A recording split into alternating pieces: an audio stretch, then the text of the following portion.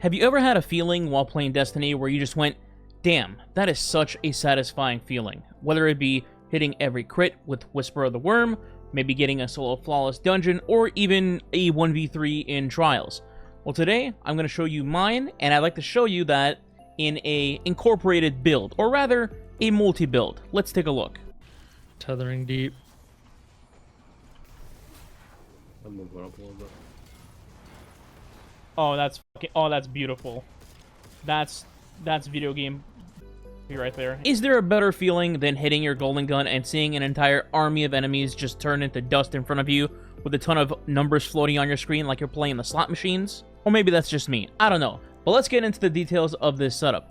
The concept, in a nutshell, is you trap your enemies with a deadfall tether, and then you nuke them, champions and all, in one giant golden gun shot thanks to Celestial Nighthawk. But it doesn't stop there. No. Why only stop at one explosion when you can keep chaining it forever?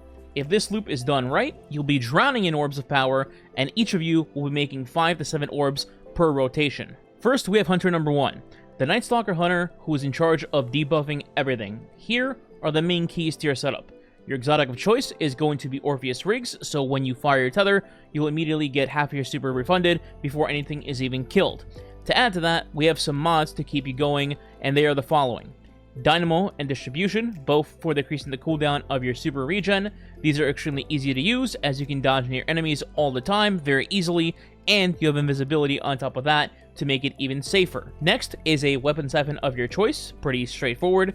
Then, Font of Wisdom and Powerful Attraction. So the Siphon is going to be used to create Orbs of Power for you, that's the obvious one. Meanwhile, Font of Wisdom allows you to get a bonus to your Intellect stat, which in turn helps you get your super back faster. Now, since Font of Wisdom requires you to have an armor charge to make it work, that makes it a great pair with Powerful Attraction. This mod lets you scoop up any of the Orbs of Power on the ground that you just made, and immediately gives you an armor charge, and this includes Orb of Power that your teammates make as well. Finally, we have artifact mods to add to this. Now, I'm not going to bore you with the standard stuff that you should use on a solar spam build in 2024. You got your torch, your kindling trigger, your revitalizing blast, and so on. But there's one mod that a lot of people ignore, and that is Wished into Being. Basically, this mod allows you to spam Orbs of Power out on demand when you're close to your super being full, which, given with everything mentioned, will be happening quite a bit. Now let's talk about Hunter number 2. This one will be the stone cold killer of your team. Your main goal is to eliminate as many enemies as possible with precision kills, so you get to your Celestial Nighthawk faster. Speaking of Celestial Nighthawk, thanks to its intrinsic exotic perk, every single time you get a precision kill on an enemy, you reduce the cooldown of your golden gun, and your Nighthawk is also a nuke for bosses as well. So that's a nice plus, right? Now, the build with mods is pretty similar to your Void Hunter setup, as your goals are essentially the same. Dynamo, Distribution, Font of Wisdom, Powerful Attraction, but there are two differences. First, you can put Powerful Preservation into your helmet to make sure that you get extra Orbs of Power when you do fire your golden gun, and for your boots, you're going to be slotting in 2 Kinetic Surges. Why 2 Kinetic Surges, you ask? Because, for whatever reason, exactly 2 surges will still work and affect your golden gun damage substantially. 3, on the other hand, do not work, as Bungie patched it, quote-unquote. Don't ask me, that's how the game works. Your third surge slot can just go to whatever weapon you're using in your heavy slot just to get a little extra damage out of that. But other than that, we have the artifact mods. They are pretty standard for what I run in my solo personal Nighthawk build, so I'll just put a screenshot of that on screen here for anybody that's interested, and you can go along with that.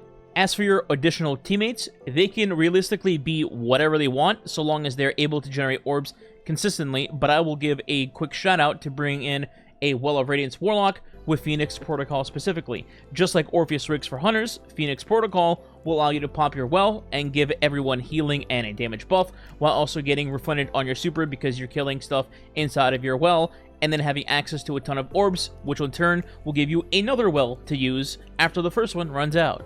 Future sneak here, I totally didn't forget to talk about fragments for these, just to mention that. No, didn't forget at all. Anyway, so we're on Golden Gun for Solar, obviously. We're going to be on Marksman Golden Gun with aspects of on your mark and knock them down, pretty standard. For fragments, you are pretty flexible other than torches because you want to become radiant for free and also debuff the enemy. Other than that, you could use things like Combustion, which says Final Blows with a Solar Super causes targets to ignite. So they're tethered, you ignite a champion, headshot it, boom, everything explodes. around it on tether and also your ignition. Plus, it creates a fire sprite in case you want for healing as well. And then you have things like Eruption, which makes your solar ignitions have an increased area of effect, so it just makes your explosion even bigger. And there's one more. It's a niche pick if you want. Ember of Wonder, rapidly defeating multiple targets with a solar ignition, generates an orb of power in case you want an extra source of orbs if the other 20,000 weren't enough. For Nightstalker, you want Deadfall on instead of Quiver. The anchor is just much better than Quiver. IMO. For grenades, I like going Vortex Grenade just for the AoE effect instead of like sticking something with like Magnetic, for example. For aspects, you have Vanishing Step and Trapper's Ambush.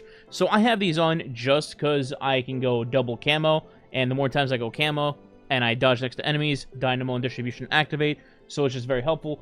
But if you want to switch it up, you totally can. It's not like a guarantee that you have to run these two specifically. For fragments, the only one that really matters is going to be Echo of Undermining, just because it weakens targets when you throw your void grenades.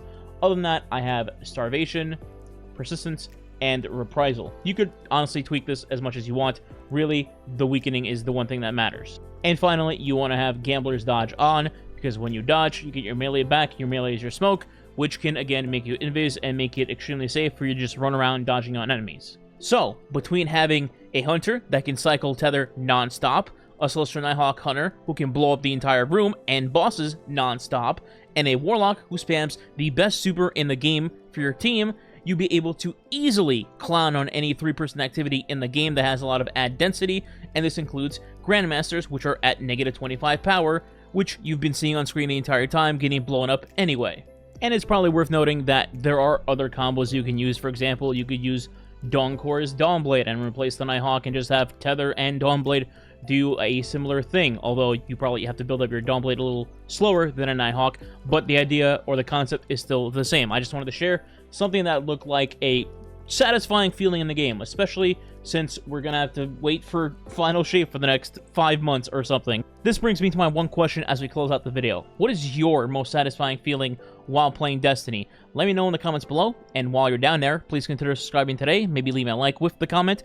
It does help the channel, is much appreciated, and it does help fight that YouTube algorithm. If you don't know what to put as a satisfying moment in the comments, you can just simply leave Golden Gun as your comment. Otherwise, thanks for watching, and I'll see you next time.